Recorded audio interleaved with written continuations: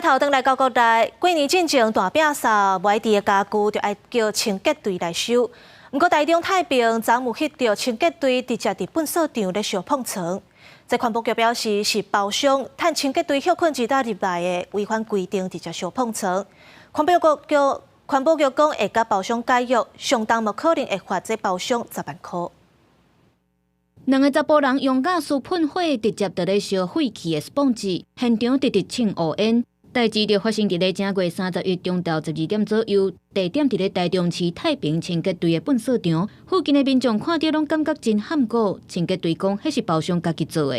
因为最好还是比较少，就减少那个二氧化碳。想不到厂商就利用这个时间来突袭就利用我们人都不在的时候。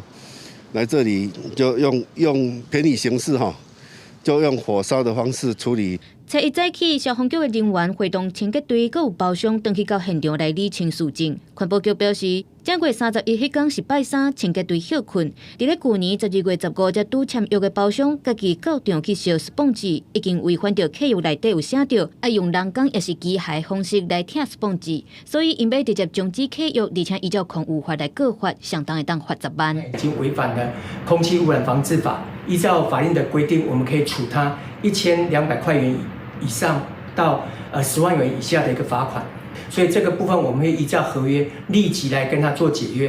现在台中这一阵子空污都还蛮严重的，在中南部那公家单位应该是要依法来处理这件事情不应该让清洁队用这样的方式来处理这些废弃物。其实太平清洁队伫咧2018年嘛发生伫咧外口直接烧硼纸去互民众检举的代志。